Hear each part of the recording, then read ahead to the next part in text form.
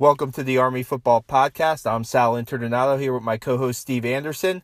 We're going to recap Army's big win over Hawaii and preview this even bigger matchup against at Oklahoma Saturday night. Steve, man, what a game Saturday at Michie Stadium, huh? What a finish that we've become accustomed to with the Black Knights over the last couple of years. Yeah, I mean, it's finally become a stadium that it's tough to win at. And those guys know how to show up in front of that crowd. They know how to play in front of their core and really allow the fans of Army football to enjoy home wins every time they come into that stadium. So, I mean, as a die-hard Army football fan here, it's just one of the best feelings to know that it means something to come into our house and defend it that way. Yeah, 9 straight wins now for Army at Michie Stadium, 28-21 over Hawaii. It took a defensive stand with less than a minute left. Cole Christensen knocks away a pass in the end zone. Said he might even, his footing might have got a little mixed up, but he was in the right spot at the right time. And, you look at that game, Steve, that game was a physical battle. Coach called it like a bloody knuckled fight, and, now they're going up against Oklahoma this week, who's, a Power 5 school, Power 5 giant, and you wonder, how how the team will respond after a very physical game against Hawaii last game. So, well, I found it a little disrespectful that they made it minus 31. Oklahoma's favored by 31 points. When, I think, as far as Coach Monk is concerned and his tenure there, we don't turn the ball over. We're pretty successful under Coach Monk, and so obviously that's another key to victory. It's pivotal for the Black Knights to secure the ball and hold on to it. But I think for the most part, Oklahoma's gonna be in for a tougher battle than they're getting credit. The Black Knights are going to get credit for. Yeah, you look at it, I think the line opened up at 33 points. And, yeah, Oklahoma's 3-0. They score 48 points a game under Kyler Murray, who was drafted in the first round by the Oakland A's with the 9th pick this June. And, he stepped in and replaced Baker Mayfield, and you really don't know. Sooners haven't missed a beat offensively. Then I take a look at that game against Iowa State last week. They won 37-27, and they allowed 360 passing yards. And then you think, Steve, well, wait, Army's a running team, right? But Kelvin Hopkins has showed that Army can put the ball in the air a little bit. To 360, no, but maybe for some effective plays on Saturday. Well, I think that's the best part about this year's team is, we were just so dominant at running the ball last year. We could afford not to pass the ball. And this year, we'll run triple option, and then we'll run triple option, play action pass. And, not only does our guys run at the exact same time every single play, but, we got a quarterback now that'll throw it on a rope and connect with, whether it's Harrison or whoever, for big plays down the field. And that completely changes the mindset of a defense when a team can stretch you vertically when you're used to just putting, 8 guys, 9 guys in the box and just having the safety back there. It just changes the whole, outcome of the game. How about that pass play to Kalen Holt last week, Steve? I guess it was supposed to be in the flat. He turns it into a wheel route, and Kelvin delivers a perfect pass. And 63 yards later, Army's knocking on the 1-yard line of Hawaii. That was a big play in that win last week. Yeah, absolutely. And I think that play specifically just showed how interconnected,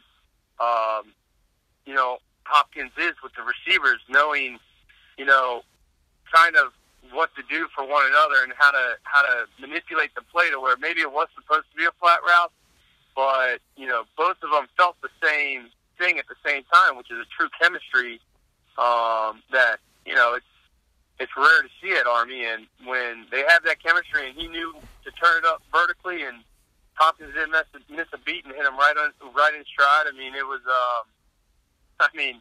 it's plays like that just make you that much dangerous, that more dangerous as a triple option team. And, you know, I think last week against Hawaii, too, is, you know, I love when we come out in the third quarter and we just put a big goose egg. I mean, I don't mind on offense if we don't score points, but the biggest thing is to deter that offense from coming out at halftime, and we don't allow any points in the third quarter, and in that third quarter, you know, and having a lead, it puts teams in desperation mode because they feel like their halftime adjustments weren't going to cut it. They didn't make the right halftime adjustments, and they start second guessing themselves. And I think that'll be a big thing with Oklahoma, man. If we can get up early and just kind of hold on to the ball and grind that clock out, and then have that big third quarter defensively, then of course that last play of the game. Coach Bateman is all over it. I mean, I felt like that defensive play call to that formation. I believe Bateman knew the play before it even happened, and he was allowing his players to be in position, you know, to make big plays. And the free safety came over too, and would have probably had a pick if Christensen didn't knock it down. So they had two guys on the same page, looking at the same keys in order to secure that victory. And it's just it was awesome at Mikey Stadium, and now we travel down to Oklahoma, and you know we just gotta continue to go off this 2-game win streak and put something together here against a Power 5 team. Yeah, it's a great point by you on Bateman, because I was talking to we got to give the defense some credit here against Hawaii. You know, I was talking to Cole Christensen after the game, and he told me they felt like they knew the Hawaii plays. They felt like everything they ran in practice was what Hawaii was running in during the game. And you look at one of the big turning points was when Hawaii decided to go for it on fourth down on Army's end, and Ken Brinson had that sack to give Army the ball. I mean, if Hawaii converts, they could be going in at 14-0. That sack gives Army the football, and Army was able to go down the field and score. And you look, I mean, Brinson stepped up last week. He's going to have to play big this week again. And, you know, Steve, this is the third straight week. They'll face a pretty potent passing game. And the first 2 weeks, they've been up to tasks. Now, Oklahoma is a different animal compared to Liberty and Hawaii with their athletes across the board. But, you know, so far so good with Jay Bateman in these last 2 games. So. Yeah, I mean, that defense is they are well prepared, and Bateman does this, you know, week in and week out. He gets his guys in the right position, and he prepares them. And the most important thing for, you know, any position on the football field is one, confidence. But what breeds confidence is your, you know, your ability to prepare and how confident you feel going into the game. And, you know, I think it was, you know, maybe Bobby Knight, they used to say everybody has the will to win, but not everybody has the will to prepare to win. And I think Coach Bateman really instills that in this defense. And Coach Monken, of course, it's, you know, he's the leader of that team, and he's making something special. And you know, we always talk about, you know, we see it every year where, you know, upsets are made, and you know, it would be an incredible victory and just right on par for this program to where it's heading from where it started just several years ago. Yeah, I did some research, and I was on another radio show. I've been on it's crazy, Steve. Now when Army wins, people from, you know, the opposing teams want me to come on shows. I do a regular show in Huntsville, Alabama now on Wednesday. Man, when the program wins, you become pretty popular as a beat writer. And I was looking this up. Army's faced an AP ranked team. 44. They have a 44 game losing streak to ranked teams. Currently, their last win was in 1972 over Air Force. So, I mean, you look at what this program's accomplished over the last couple of years. I wrote about this for the preview. You know, back-to-back winning seasons, back-to-back bowl victories, Commander-in-Chief's trophy last year. What's missing from them taking the next step? And I talked to James Nautical about this too. It's a win over a ranked team, Steve. You know, it's a win over a ranked team to really put you on that national level.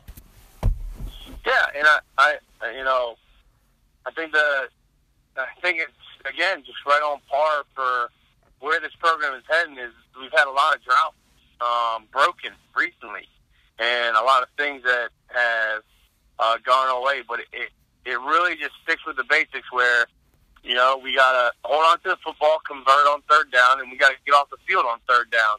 And we got to get some turnovers, you know. I think, I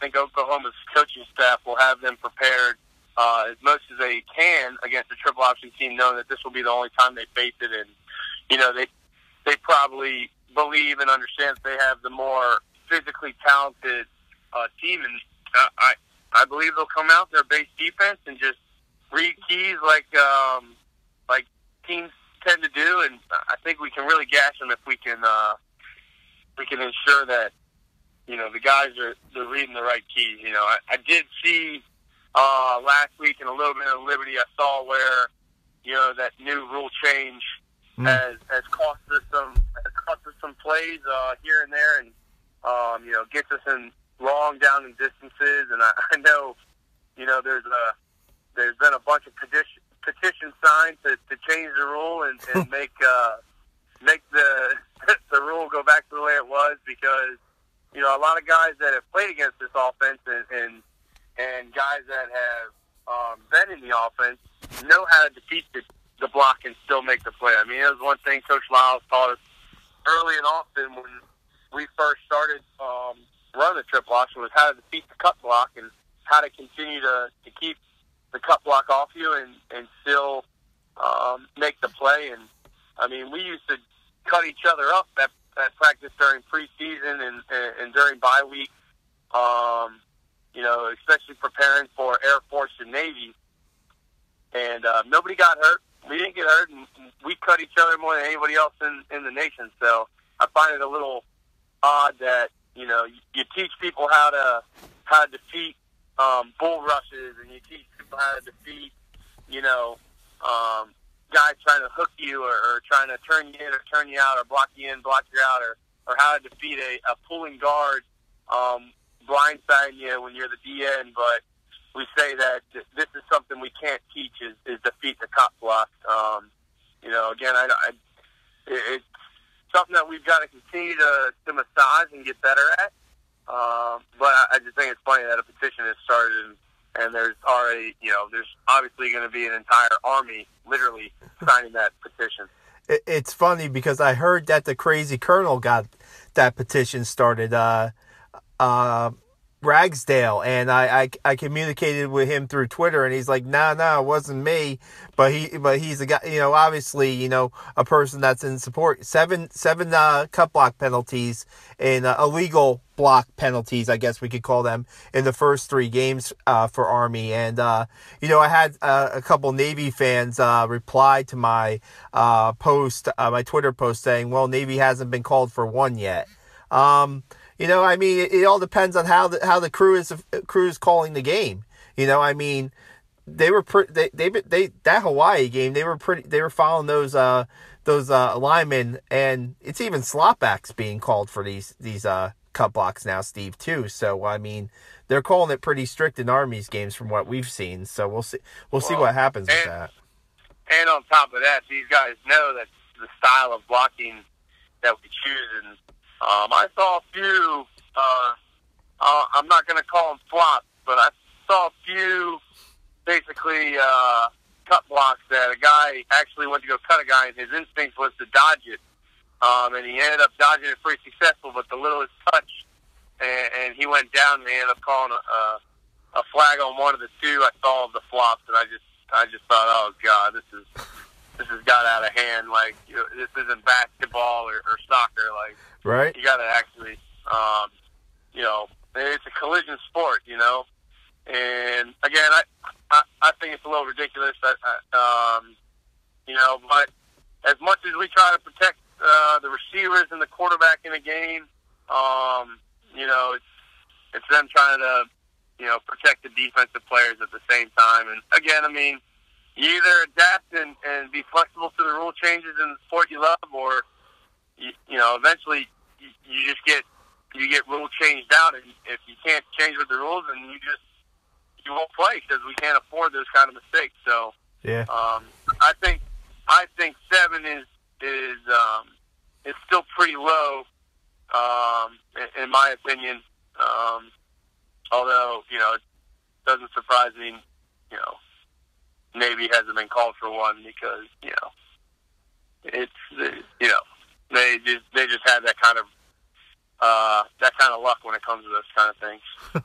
It seems to me, we'll wrap the whole cut block talk up after this, but it seems to me like these are coaches who are like, say, Duke, or who has to play Georgia Tech every year in the ACC. The guys from the power conferences are probably making a big mistake. Steve, they want to spend defensive time. They want to spend practice time with this. That's what it seems like to me. That's what it seems like to me. Absolutely. Yeah. They don't want to. They're like, fuck, man. We gotta learn how to defeat the cut block for 1 week, and they're just like, you know what? Why don't we just get rid of it? It's dangerous. Okay, it's dangerous. It's not dangerous for Army's 5'10", 230-pound middle linebacker to take on a 6'4", 260-pound fullback. That's not dangerous at all. But it's just too dangerous for a 5'7", 180-pound gap back to cut a 6'1", 180-pound defensive back. Yeah, that's where we're getting here. Again, I think it's absolutely right on point with that. I think big-time schools that don't see it don't want to waste time with it, and don't feel like they have to, and they have that right as a big-time school who bring all the, lots of money to the NCAA that, money makes ears kind of perk up and eyes open. And but regardless or not, I think it's going to be an excellent game down in Oklahoma. I think we're getting a little lack of respect with the minus 30-31 spread. But at the same time, that's Oklahoma's earned that, and I think it's up to Army to kind of go in there and establish that run pass option we have now early. Yeah, can you just give us a player's perspective of what it's like to play, in a game like this against a team from, a story, Army's a storied program in itself, but Oklahoma has obviously a lot more recent history than Army has. My first start was against Texas A&M at Texas A&M, in front of 80,000, 90,000 fans, and it was you find out quickly if you can stay in the moment. And this is a stage that you want to play at a high and consistent level. It's a tremendous experience. These guys will remember this game their entire life. And, it's just about it's going to be loud. It's going to be super loud in there for our offense. So we just got to make sure we have good hand arm signals, good cues, and it'll be quiet for our defense. So we should be pretty efficient at all being on the same page. I mean, I always enjoyed playing at other stadiums because it was always so quiet when we were on defense. So it was really easy to make checks and make sure everybody was on the same page. When we're at Mikey or Army, Navy, Army, Air Force, it's always super loud no matter who's on the field. So it's definitely we got to make sure we have our good hand and arm signals.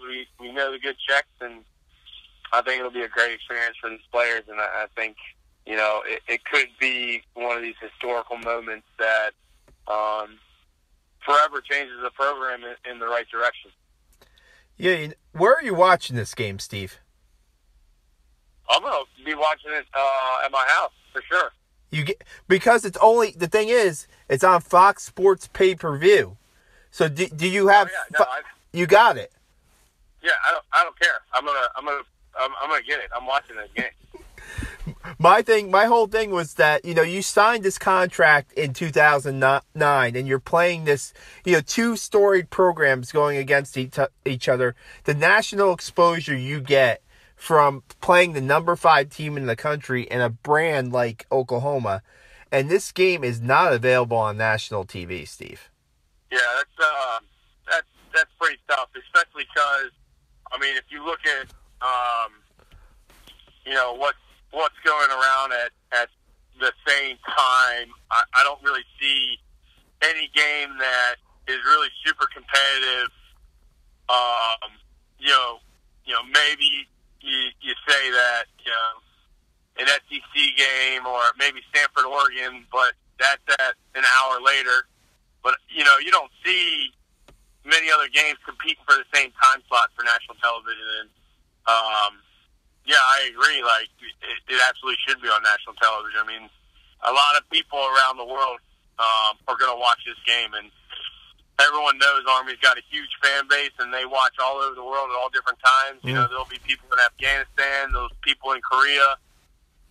People get up for Army football, and to kind of set us aside like that, you limit a lot of views from a lot of people around the world. Yeah, I guess Dean Darling and Rich DeMarco will get a lot of maybe some additional viewing on the Army's radio crew. Will get some additional listeners on Saturday. Because I just don't like to pay $54.99 for a football game, Steve. For college football, is this an MMA pay-per-view or a wrestling pay-per-view? What is that? We got a halftime show or something going on that I don't know about. I don't know. That seems.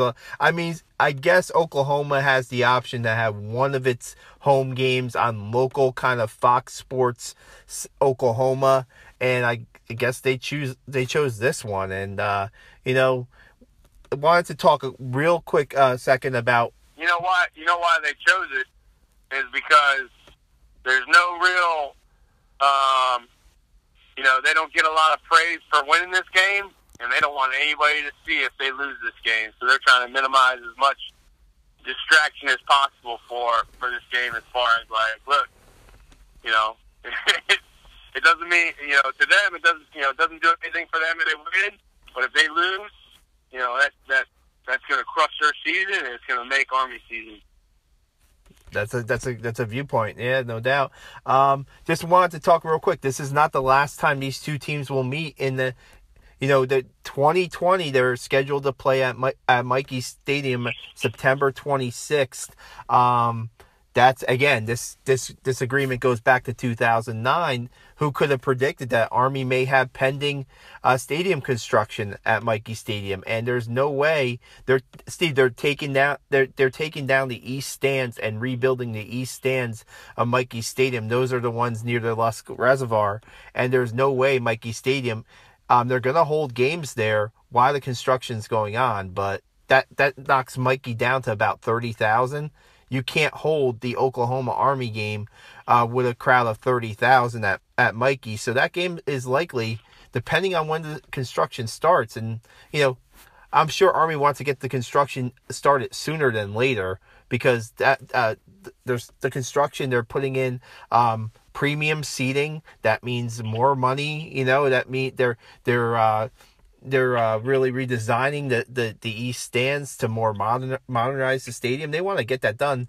They don't want to wait. They're not going to wait 5 years to get this done.